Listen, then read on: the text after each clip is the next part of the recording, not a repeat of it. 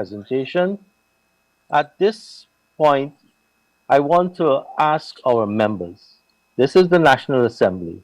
We are in a COVID situation, and I note that many members are not wearing their masks. So please, also, honorable members, I trust that we are back on audio. Honorable members, let me thank the Honorable Sherwin Holder for his maiden presentation in the National Assembly. Honorable members, a note, we are in a COVID crisis, and as such, the highest lawmaking forum of the land, the National Assembly, we ought to set the example. Please wear your masks. At this stage, noting that we do have uh, the next speaker, an honorable minister, and it is his maiden speech also, I would take the suspension at this time and we will return at 12:50. At 12:50. Honorable members,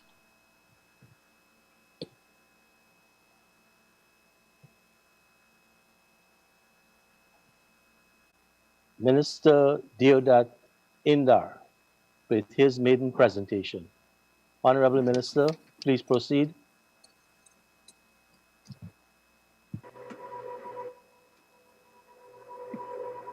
Mr. Speaker, colleagues, ministers of government, honorable members of this House, I rise to offer my congratulations to you all. I would like to also thank the Honorable Minister Juan Edgel, Minister of Public Works, for working with me and the team at the ministry to gather our presentation. I thank you all for giving me this distinct pleasure and honor for presenting the first PPPC Government's Budget 2020 since our ascension to office on 2nd of August 2020. I also would like to thank the team at the Ministry of Public Works and the Ministry of Finance for completing this budget in record time in a COVID-19 pandemic. Mr. Speaker, as I rise to present to the National Assembly our government's budget and vision for infrastructure for the year 2020 and beyond, Mr. Speaker, I would be remiss not to address some of the earlier comments made by the Honorable Member Trotman and the Honorable Member Mr. Holder. Mr. Speaker, upon entry into government on day one, myself and the Honorable Member Bishop Edgel did a rapid assessment of all of the agencies and the Ministry of Public Works proper to determine what kind of a government we are inheriting. I will so detail the findings and present those to this National Assembly. But before I do so, Mr. Speaker, I would like to first answer the question of the comments made by the Honorable Member, Mr. Trotman, that Guyana is in a good financial state, and we found it to be in a good financial health, and this budget is a reflection of that. I would say to the Honorable Member and to you, Mr. Speaker, that when we look at the Bank of Guyana, we found an overdraft of $83.2 billion in the whole. We did not find it at an overdraft with zero. It was $83.2 billion in the whole. In addition to that, there was another $77 billion that were in treasury bills that they raised money for fiscal purposes to fund, as the young gentleman said, squandermania under the APNU government. So that, those money, the PPP government now have to find to bring us back to a position where we are solvent. Right now, at the Bank of Guyana, because of that drawdown, it has squeezed the asset base of the bank, weakening the backbone of the financial architecture of the country. I would like to then move on to the issue that they raised about progress. And in the context of answering that they said that they had progress in 5 years, I want to respond and let the people that are watching, as I understand this is being live streamed, and let the world see if they consider these items that I'm raising here before the Honorable House as progress. The first one, upon a resumption of duty on the second day in office, I took to content my Coney because there were breaches there for infrastructure. That has long passed the time that the contractor was supposed to fix it. The water came in and damaged a whole lot of property, livestock, and the livelihood of the people of Region 5. And that contractor continued not to fix it in the time span that they had, about 3 to 4 months. There were other contractors that finished. That particular contractor was not able to finish. Mismanagement of that project cost the residents of that region untold amount of damages. We, myself and the Honorable Minister sitting to my left, went there and we remedied the situation. As of this morning, the other breach that was a result of the first one was also fixed. Mr. Speaker, the name of the new contractor is M&B. The name of the old contractor that was not doing the work is BK International. All right? Mr. Speaker, I also would like to talk about the same progress. Let's discuss the area of energy. GPL, right now, when we took office, had $1.9 billion in their bank account. That would have taken them to the end of October, they would have zero. This previous government, when they were in office, lent GPL 50 million US dollars to buy 5 generating sets. Each generating set weighs 150 metric tons. It is somewhere in Finland. The other part of that contract was for $994 million for civil works. That will take you 10 months long to get done. Right now, as of this morning, Mr. Speaker, there's a 15% completion on that job. That means that money that was spent there will not be benefiting Guyana or the people of Guyana until April 2021 thereafter. So, Mr. Speaker, the issue with GPL and the blackouts is that the previous government has not invested only $1 million in 5 years, $1 million US dollars in 5 years to put baseload capacity into GPL. That is why you're finding every day there are blackouts everywhere. Everywhere you're finding there is blackout because there is zero revolving capacity at GPL. Every time an engine goes down, people get blackout. Every time a wire is burnt, there is zero revolving capacity at GPL. The $50 million US was added to another 2.3 that GPL had to now take from their empty coffers to put into the project to deal with civil works, further putting that institution into further financial disadvantage. Right now, we had put out an EOI, Mr. Speaker, 30 persons plus responded. So we will have to put immediately private generation capacity into the grid. And that is what we are working at GPL. Mr. Speaker, I would not leave GPL as yet. Upon looking at the books of GPL, I have found that there is $13.1 billion that the government of the past 5 years owes GPL. It seems that there was a national policy unwritten somewhere that you should not pay your light bill. Now, $13.1 billion represents 4% of this entire 2020 budget we're looking at. 4% of your budget is owed by GPL, by government to GPL.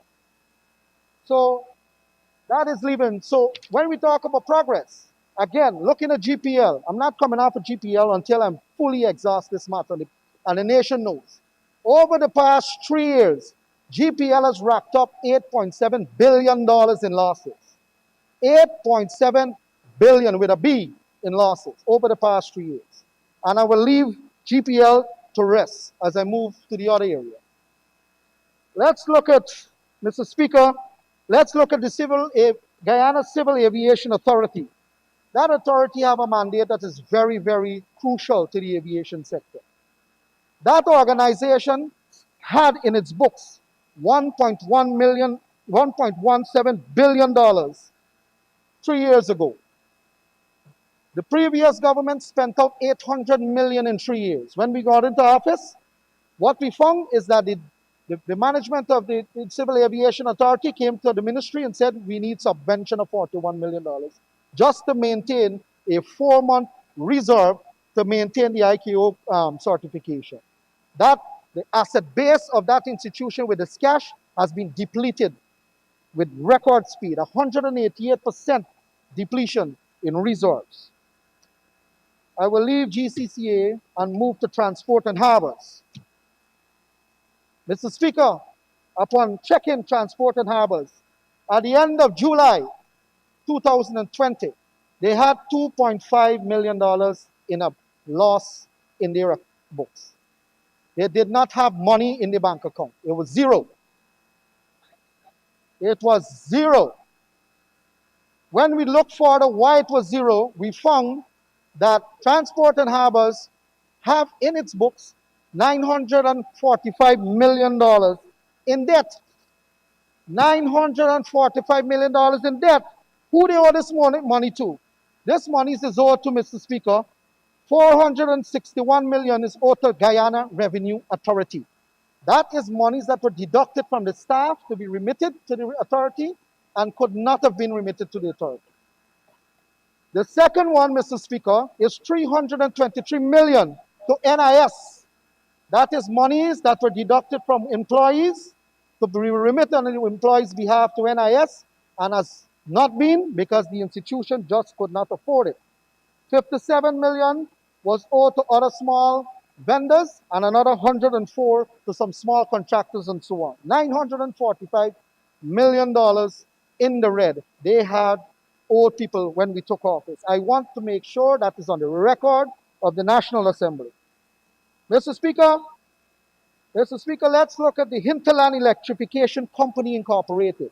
For those who have never heard of this before, let me enlighten you. This company is a holding company for 7 other companies that provide electricity to the hinterland regions, including Linden. Linden has 4,597 consumers. Mr. Speaker, this, my understanding, supposed to be one of the strongest bases for the opposition. What you found is neglect.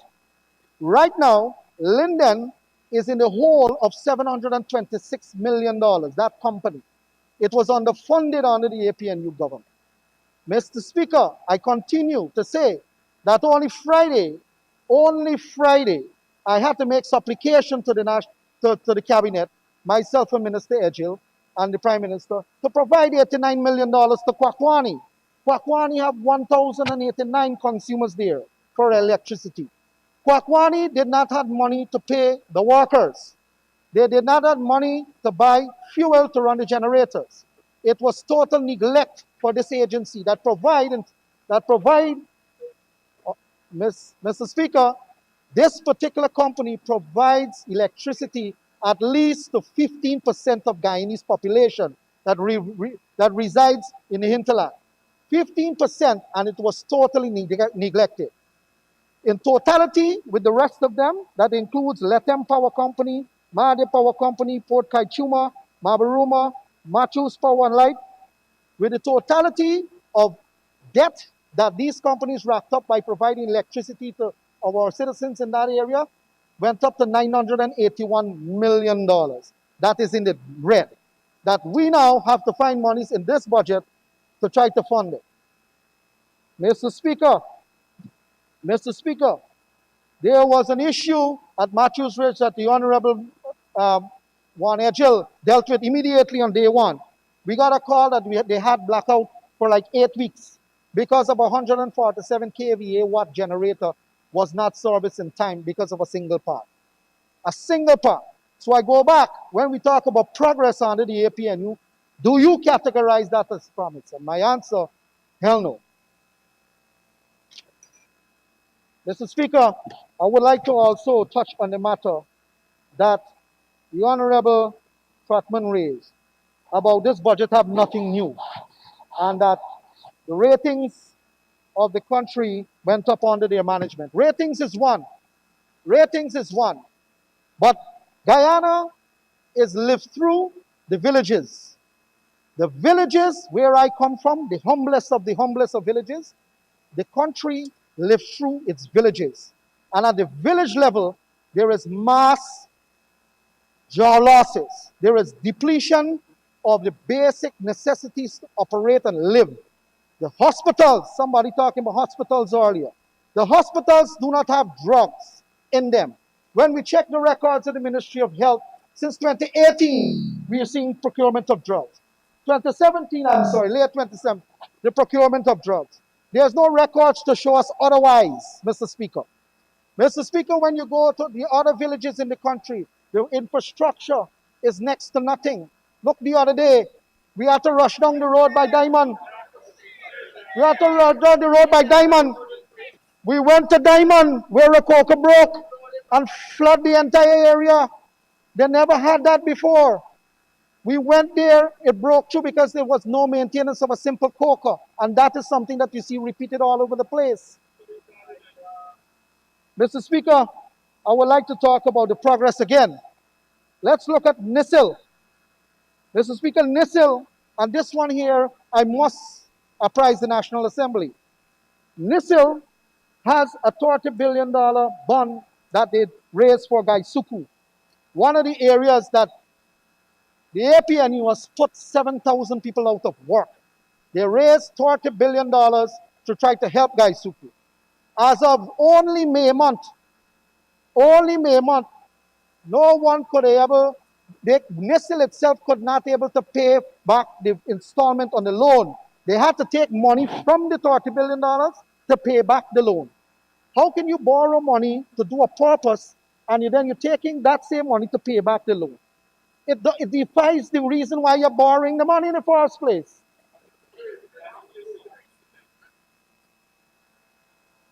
NICIL also, Speaker, has vested 23 transactions of land in Ogle, All Sport, and Larry Souvenir on the east coast of Demerara. 9 have been vested, with only 2 fully paid up. How can we vest land, transfer ownership, and nobody paid a cent on it? How is that possible in this day and age, Mr. Speaker?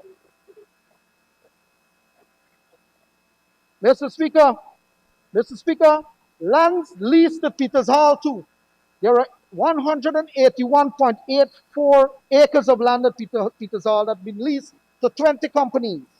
Those 20 companies, Mr. Speaker, it did not go out to public tender. The rest of people could not have an opportunity to bid on it. It was secretly done, and it was vested to these 20 companies. Worst of it, it was not even prepared. The legal documentation was not even prepared by NICIL people, NICIL legal team.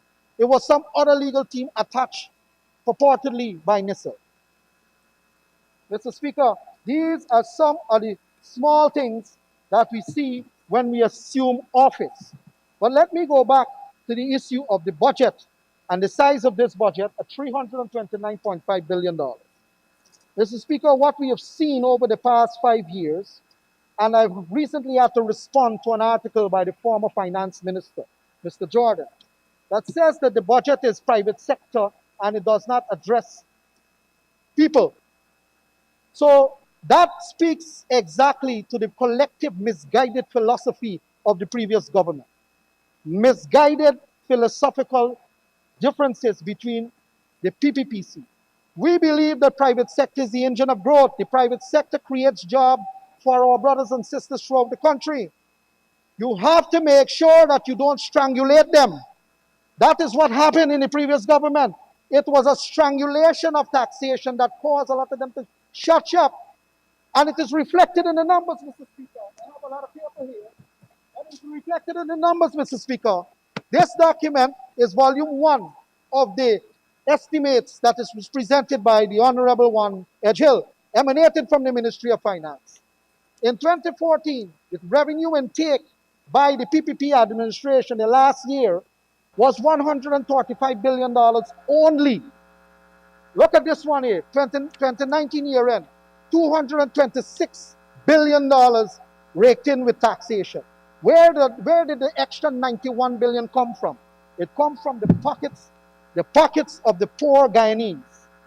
The economic philosophy of the previous government was tantamount. The economic philosophy of the previous government was tantamount to a vampire strategy, sucking the blood out of the country, the people.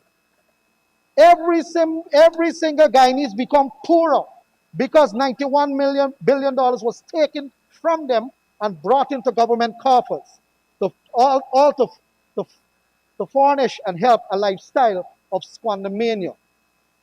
All to help that.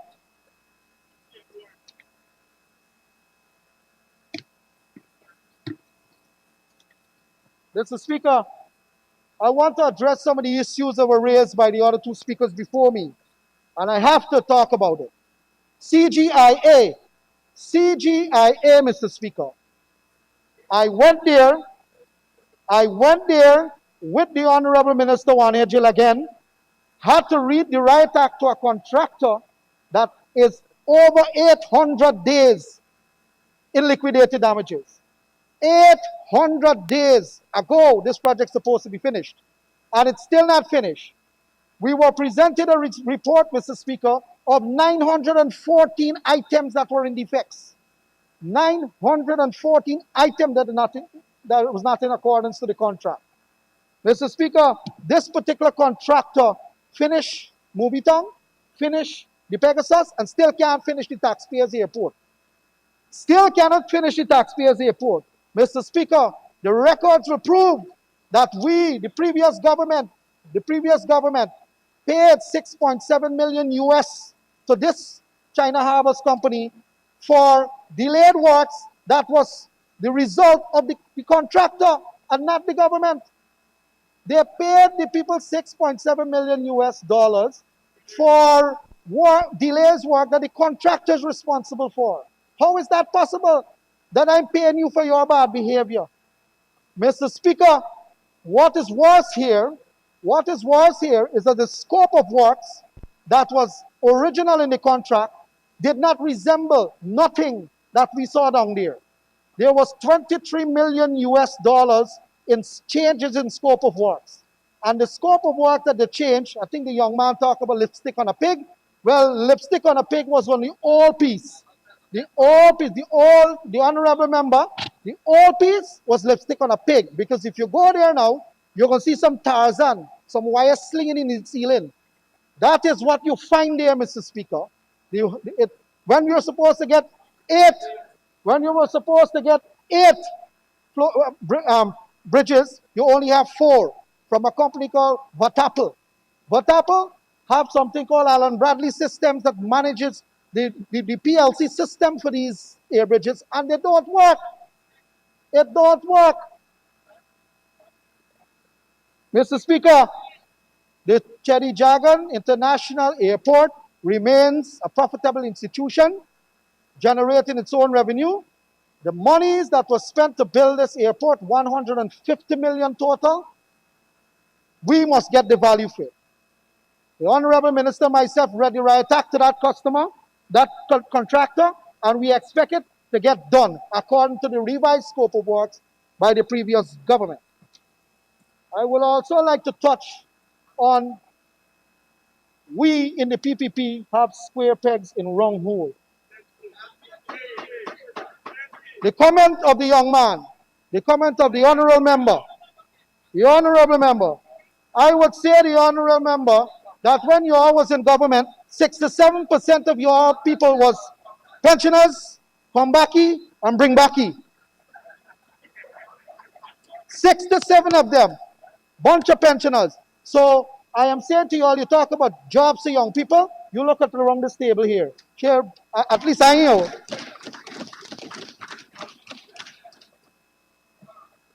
I want to talk about, I want to talk about, I want to talk about the education sector. You said just now, the honorable member said just now about we are not, we are not talking, we are not, we don't have no plan for the education sector. How can you, in your previous government, take away $10,000 from poor children? How can you do that? How can you do that? Whilst you give away with contracts that you sign billions of dollars to other companies, oil companies. How can you take away from poor children? It is just not morally right. Right?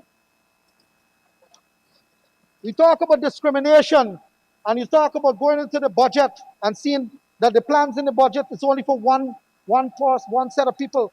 We are a government that manages and for all Guyanese, everyone, everyone. I would like to say this to you.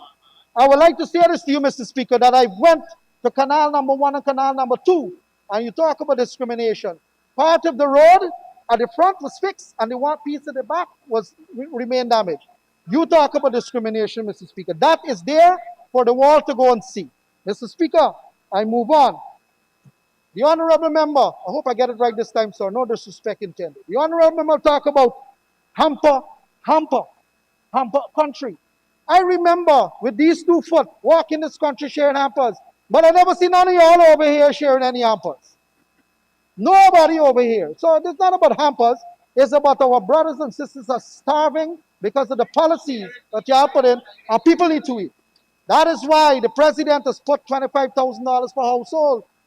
He has put $25,000 per household, 4.5 billion dollars into COVID-19 response to each household. We're gonna do better than that. Again, let me come back to the comments made by the honorable members before me. You talk about jobs, and we're not providing jobs in the budget. What is that? You all put 30,000 people out of work. You are a government of unemployment. You go across the country. You go across the country, you fired 1,972 CSOs. You fired 7,000 sugar workers. What did you do with the mining sector? You taxed the mining sector. Everybody pack up the thing and leave the back dam and come out. We are reversing all of those. The young man, the honorable member again spoke about rice. There's a difference between rice and paddy, right? There's a difference between rice and paddy.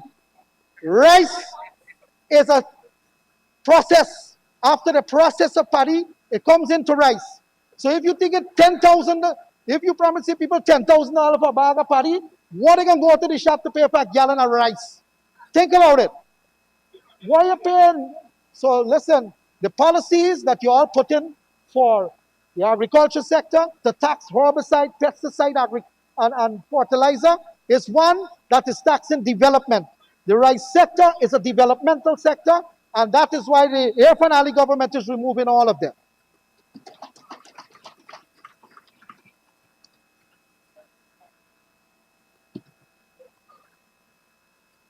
Mr. Speaker, Mr. Speaker, I would like to talk about some of the good things in our budget, because it seems to me that I had to venture off to some of the comments on the other side that I believe warranted a response. But I would like to talk about some of the things that are in the budget with respect to our infrastructure across the country. The first one is that for 5 years, there was a bypass road from... Honorable member, that's a 3-minute warning for you. You can continue, sir. That's a 3-minute warning for your first 30 minutes. Could I ask respectfully for a 3-minute extension? For 5-minute extension for the speaker on the floor. Sorry, that I was giving him, honorable member, a 3-minute warning to his 30 minutes. Oh, sorry about that. Okay, so I was counting as 27, Mr. Speaker, so you owe me that stop. I got to give me back an extra minute. 30 seconds more. Mr. Speaker, there was a proposal on the table for a bypass road from Ogle to Hagsbush. That ended up becoming somehow 208 million US proposal, because those who were in government somehow believed that they want to run it till to diamond in the forest phase. What was happening is that the Indian government only had a line of credit for 50 million US. So you have to do target costing. I don't know if it's never heard, people never heard of it. This is the cost. You model the project to meet the cost. Day one, President Ali, Vice President Barjagdio, myself and Bishop Edgil looked at it and modeled it cost per kilometer. When we found the point where we meet 50 million, it stops at Hagbush. We will be putting 4 lanes there from 7.8 kilometers of road. We'll be going there. The Indian government has accepted the redesign, and we will be going forward with this project, Mr. Chairman.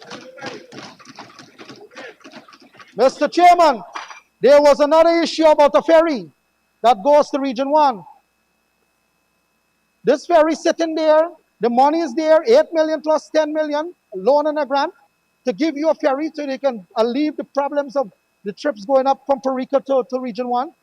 It took 5 years to even sit down and look at that and sit down with the Indian government and say, let's renegotiate, let's see how we can get this through. Never was done.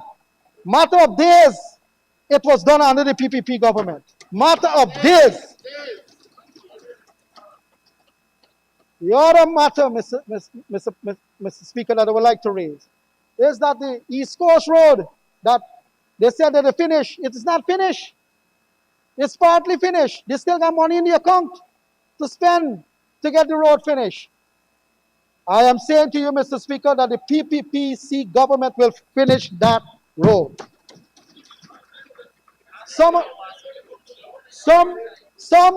It seems to me that they can't finish the road. The other thing I would like to speak of is the other major high-end infrastructure that we're going to put in the country. The Demerara Harbor Bridge will see soon an expression of interest coming out for a fixed-span bridge, 4-lane fixed-span bridge. We have also started the process of the Linden to Mabura, the forest leg of the road. We have already started renegotiating with the financial institution to get that road finished. Nevertheless, Mr. Speaker,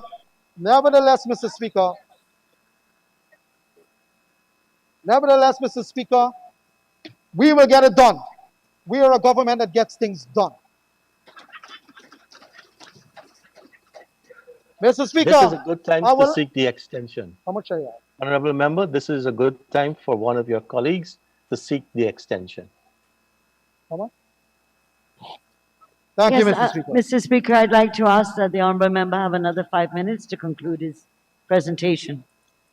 Thank you, Honorable Member. Thank you, Madam Gill. Go ahead, sir. Mr. Speaker, I would like to speak to the issue of this budget being a pro-poor designed budget. And I would like to put some of the issues that we have raised and put on the table in this budget. The first one is the removal of all of the VAT on equipment for farmers and miners. That single-handedly will leave money in the pockets of farmers and miners. I don't know if some of y'all never been into farming and mining. It's toiling. It is gang to gang, they say in the back dam, 6 in the morning to 6 in the afternoon. Mining, when you work a dollar, it is a hard-earned dollar. When you start a tax, mining and farming, but you're just doing cruelty to people. The current government, the Ali-led government, were already put on the estimates to remove all VAT on ATVs, tractors, you name all farming equipment and mining equipment. All gone. As I said earlier, moving on to some of the other measures. The Ali government is removing VAT on electricity and water. Electricity It's something that embraces the entire population. How can you tax something like that? How can you tax something that the child have to put on the light in the night to study? You're taxing the light that the child is studying on. How can you do that? It is anti-development. It is cruel. You're taxing water.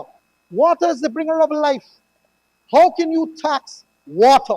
Well, again, Irfan Ali's government has removed those VAT on tax on water and electricity.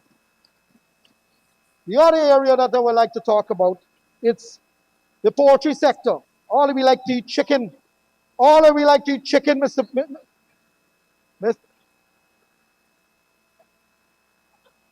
Speaker.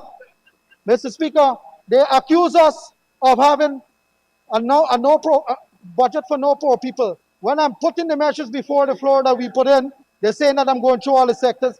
The world is saying that this budget is a budget to help people. What is in this budget in 1 year gives back to the people that you have taken away for 5 long years. That is what this budget is.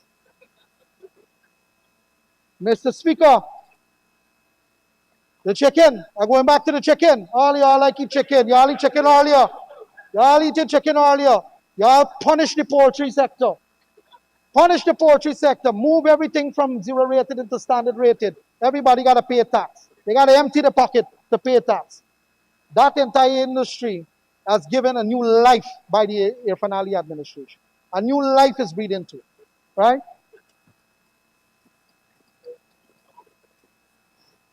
Mr. Speaker, some of the other areas that we have removed taxes from, simple items. When you export your goods, everyone who is a businessman, or some people think they're business people, if you export any goods, your margin's only between 10 to 15%. The minute you trouble with that cost model, you end up putting the export in Guyana at a disadvantage. The previous government, what they did, they made everything exempt. So once you exempt the input into the production item, it means that it's a cost to the project, the product. It wipes out the profit of the exporter and makes it not a profitable venture. That now is gone. The Irfan Ali administration removed that. He's put everything as 0 rated so that you can reclaim your money, reduce your costs, and you can operate. We can start back the export industry, and we can make sure that we get foreign income from that. Because as you know, Mr. Speaker, the reserves of the Bank of Guyana has been depleting because all of the foreign export owners they got to lash the head. They got to lash the head. The first one was the sugar sector. The second one was the rice sector. The third one was the lumber. They started tax shingles. They tax shingles, which bring me to the construction sector. Mr. Speaker, all of the building materials that they put tax on, Dr. Irfan Ali has removed them. He has removed them, so a poor man could go and build his home now. You could go and buy and repair your little kitchen, and you don't got the tax. Mr. Speaker, before I leave this podium here, whenever you go and eat with your family of 4, you and your wife and your children, you got to pull up a next chair, Mr. Speaker. The tax man sitting there, eating just like you. When the bill comes, look at the bottom, there is tax. They tax everything under the sun, Mr. Speaker. I am saying to you that the Irfan Ali saw that. Those are hardship measures, and we are removing those things. Estimates are in the budget for itemized tax removal for items of production. Items of production tax, they have tax incentives there. So private sector can operate. They can operate and start making back wealth. That is what this country is about. Everybody got to make money. And we have to facilitate. Government is a facilitator. Everybody has to make money. Mr. Speaker, I would like to say and close by saying that the Irfan Ali's philosophy, economic philosophy, is to drive industry. That is why you will see infrastructure and housing booming. You will see infrastructure in roads, bridges, all of the ports. You will see new hotels going up. That is the infrastructure vision of the Ali administration. And we are here as the executioner to make sure that we get it done. We are a government that gets it done. That is what we are. We will execute that mandate. The mandate is to build Guyana and build Guyana so that we can admire what we build. Not the brown elephant that you see up the road. Not that. That is not something to admire. That is something to cringe at. Ladies and gentlemen, I rest my case.